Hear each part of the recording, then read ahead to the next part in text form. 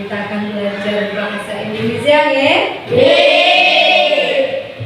Pelajaran hari ini adalah tentang buku adalah jendela dunia.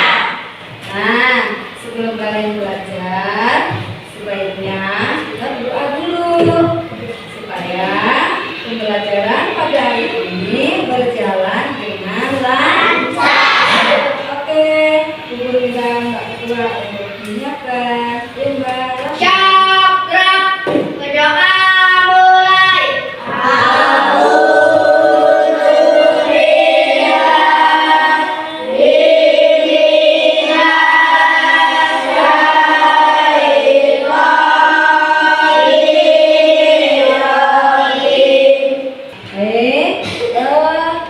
Materi pagi hari ini adalah apa ya? Unsur intrinsik. Nah, sebelum kita belajar sampai ke situ, yuk kita nyanyi dulu, mau? Oke. Nah, versinya balonku. Bisa nyanyi balonku? Nah, tapi unsur intrinsik.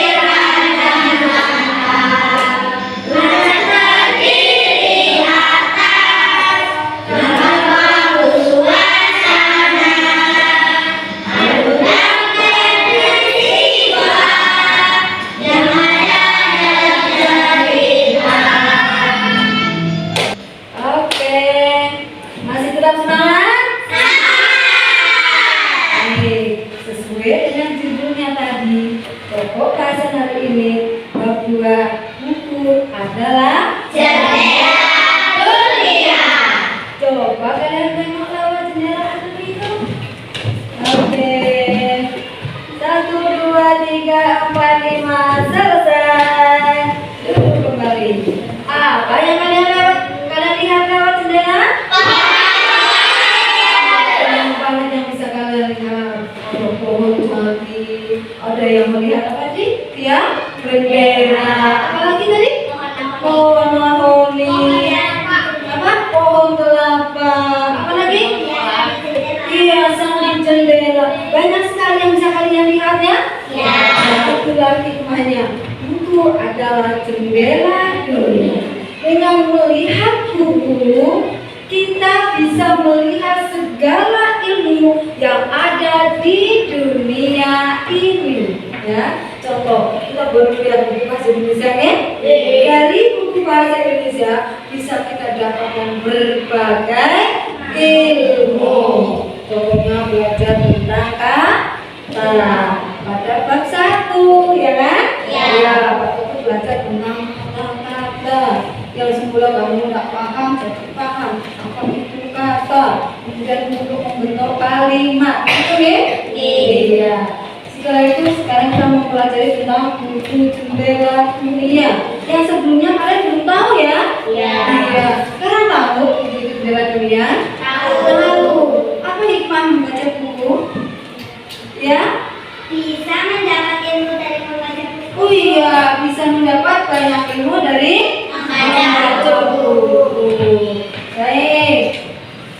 Nah, untuk selanjutnya setelah kalian tahu hikmah buku adalah jendela dunia, tadi kalian sudah nyanyi bersama-sama ya? Iya.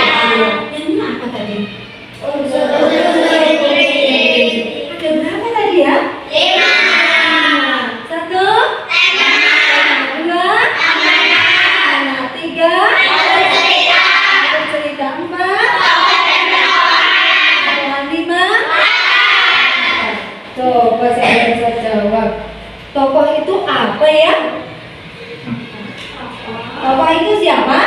Tokoh adalah orang yang berperan dalam sebuah cerita. Iya, tepuk tangan dong.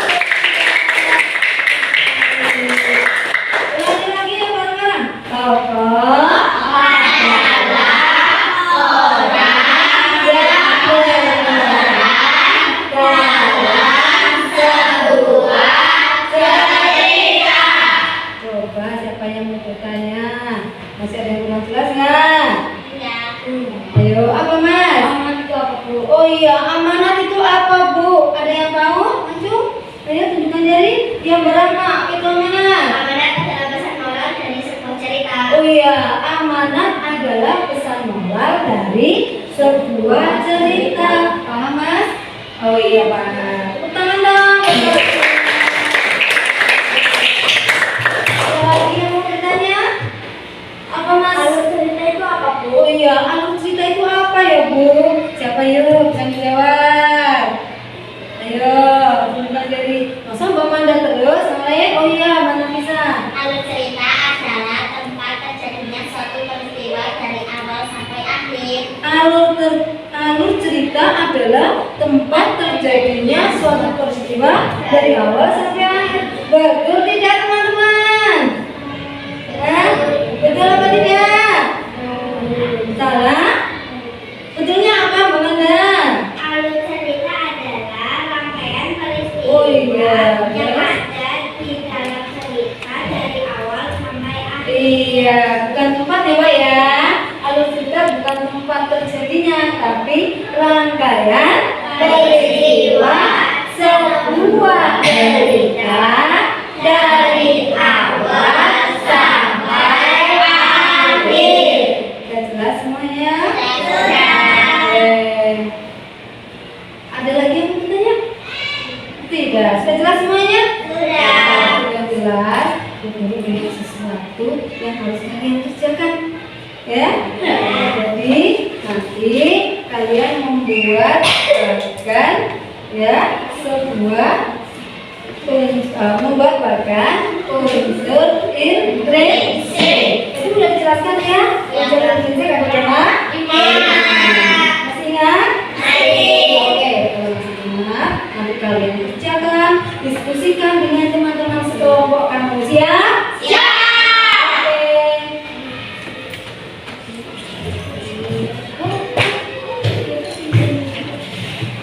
Semuanya bekerja keras ya. Terus diberi identitas. Itu nama kelompok ya. Nama kelompoknya kelompok apa? Berikutnya kelas berapa? Sudah. Anggotanya siapa saja? Ditulis nama-namanya ya. Sudah ya, bagiannya ya. Buat bagian-bagiannya sudah? Sudah. Kalau sudah, sekarang dipresentasikan. Oh ya, kamu latih boleh. Membuat unsur intrinsik cerita. 1. Tema. 2. Amanah. 3. Alur cerita. 4. Tokoh. 5. Latar. Tema adalah inti cerita yang ada di dalam cerita. 2. Amanah adalah pesan moral dari sebuah cerita. 3. Alur cerita adalah rangkaian peristiwa yang ada dalam cerita dari awal sampai akhir. 4.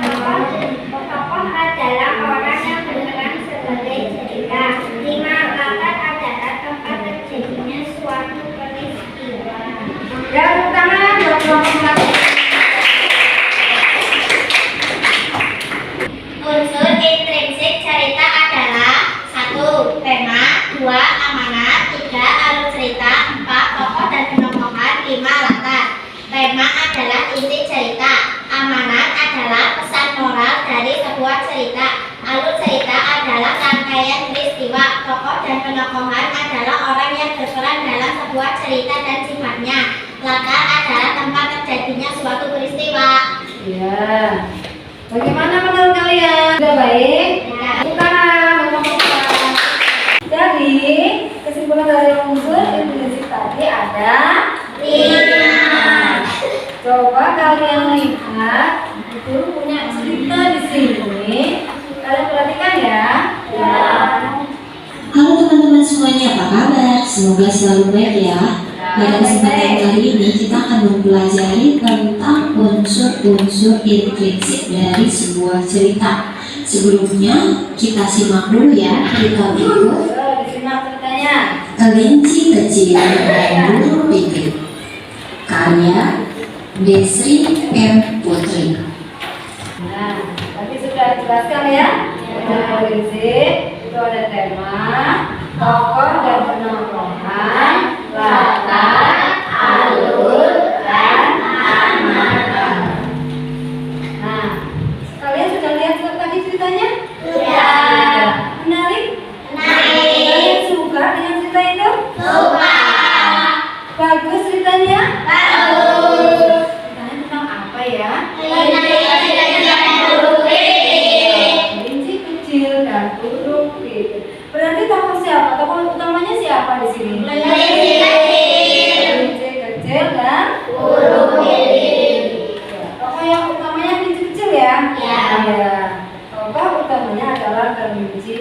kecil. Karena kelinci yang jadi pokok bahasan utama. Ada apa sih dengan kelinci kecil? Kakinya terlalu bagus. Terlalu patuh. Kenapa terlalu patuh? Karena dia Kenapa Mana bisa? karena kelinci kecil ingin mengambil wortel Pak Rusa tanpa izin. Oh iya, kelinci kecil nggak mengambil wortel Pak Rusa tanpa izin. Bagus nggak sih menurut kalian ambil wortel tanpa izin? Enggak. Itu perbuatan yang baik apa bukan sih mengambil milik orang lain tanpa izin? Oh bukan. Boleh ditiru tidak? Tidak. Karena itu bukan perbuatan yang terpuji. Iya, itu bukan perbuatan yang terpuji. Terus kenapa kelinci kecil sampai di kebun Pak Rusa? Kenapa? Kenapa kelinci keluar dari sarang itu? Kelinci merasa bosan. Terus kelinci kecil itu keluar izin apa tidak? Tidak izin. Harusnya izin sama siapa? Ibunya. Kalian kalau balik sekolah izin tidak sama ibunya? Izin. Kalau pergi mengaji izin apa tidak? Izin. Tapi di sini kelinci tidak minta izin sama ibunya. Berarti kelinci tidak patuh atau tidak taat. Iya, kalau anak yang tidak taat dan tidak patuh kepada ibunya, itu anak yang tidak baik. Kalian harus taat dan patuh kepada orang tua supaya menjadi anak yang soleh, kelak di akhirat masuk surga. Tepuk tangan dong. Siapa yang mau masuk surga? Oh iya, semuanya mau masuk surga. Berarti guru mau tanya nih, siapa yang tadi pagi pamitan sama ibunya? Oh, pamitan semua sama ibunya. Bagus. Guru bangga dengan anak-anak kelas 5 yang hebat-hebat ya. Jadi biasakan ketika kalian tidak berangkat sekolah, izin sama orang tua supaya mendapat berkah. Senang apa senang? Oh, dapat berkah dari Allah. Nah, terus ketika kelinci terangkut batu, itu siapa ya tadi ya? Burung pipit ngapa? Menasihati terbang menghampiri kelinci dan menasihatinya supaya apa? Ya, supaya tidak mengulangi perbuatan itu lagi. Karena itu perbuatan tidak baik. Berarti burung pipit baik apa tidak? Nah, kalau kelinci dan burung pipit adalah tokoh utama, yang tokoh keduanya siapa? Pak Rusa. Tokoh kedua itu Pak Rusa. Ada yang disebut triagonis. Kita itu yang mengikuti ya, mengikuti baik itu tokoh antagonis maupun antagonis. Ya. Sebetulnya kelinci itu karena belum tahu masih kecil ya, jadi dia enggak mengambil wortel. Dia udah melambai-lambai, udah manggil-manggil saya. Ini rupanya udah gede gitu ya. Iya, karena masih kecil, harus beritahu. Namun lebih hebat, menolong dan menasehati. Kalian suka dengan burung pipit? Suka. Kenapa?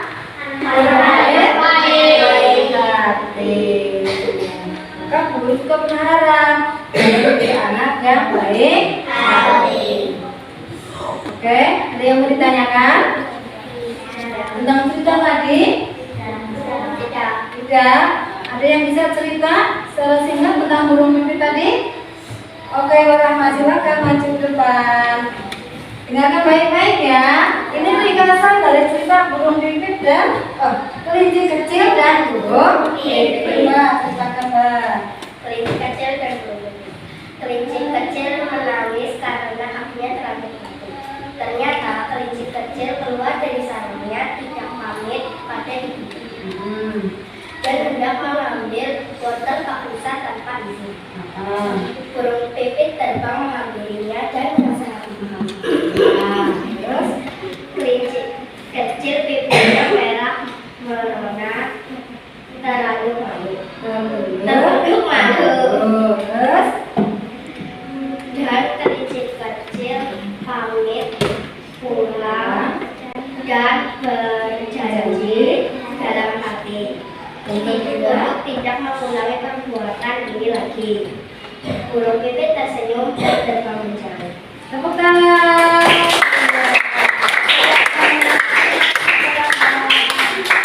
Yang lain bisa kita seperti itu? Bisa, ya. Nanti ya. Baik, kalau sudah jelas semuanya, sudah jelas semuanya. Sudah. Ya, sudah jelas semuanya. Ya. Nanti ceritanya apa?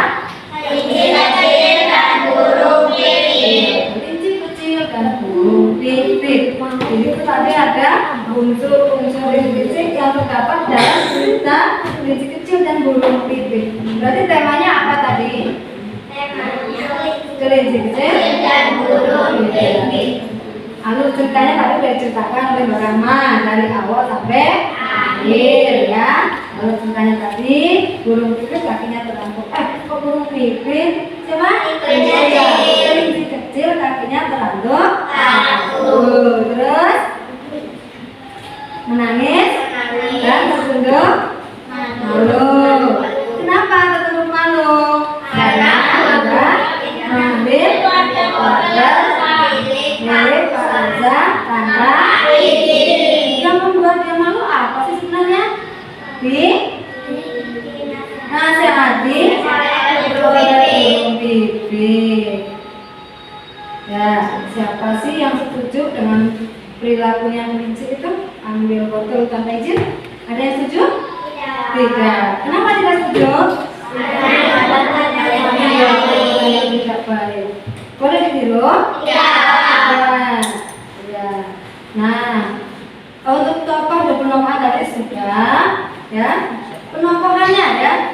Bagaimana penokohan burung pipit? Baik Hati tadi juga ya. Kalau penokohannya kelinci? Baik. Kalau Pak Nusa?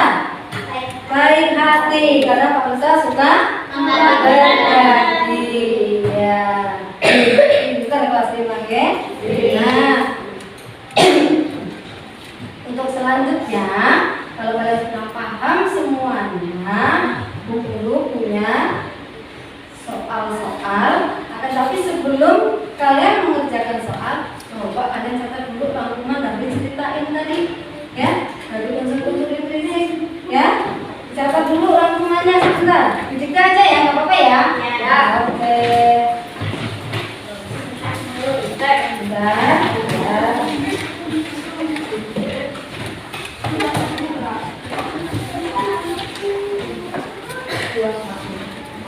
Ya.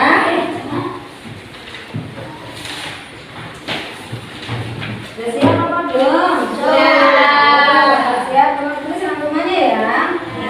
Unsur intrinsik cerita. Kalau sudah jelas semuanya, saatnya kita mengerjakan soal evaluasi. Oke? Ya. Ini nanti kalian diberi nama ya. Kalau ini ya. Kerjakan langsung di lembar kerja ini. Oke? Ya.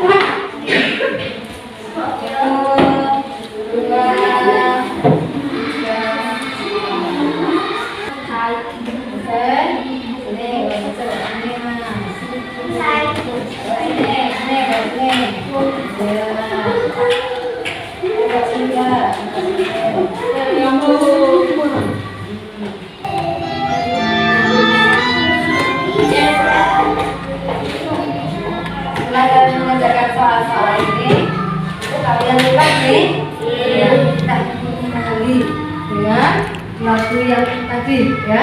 Jalan. Tuh, nyanyi bareng-bareng dulu ya. Ya. Sebelum belajar itu kita isi dulu yang tadi. Itu nanti kita simpulkan kembali ya. Oke. Bareng-bareng ya.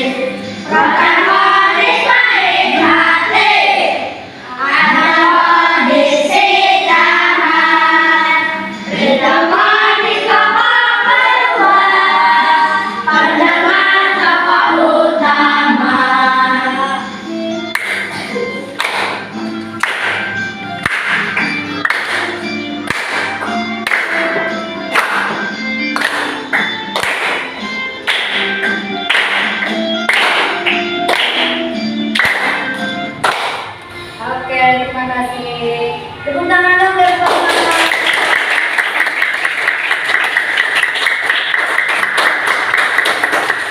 Baiklah, karena pembelajaran hari ini insya Allah sudah cukup. Kalian sudah mengerjakan soal, sudah paham semuanya ya? Sudah. Sekali lagi, unsur intrinsik ada berapa?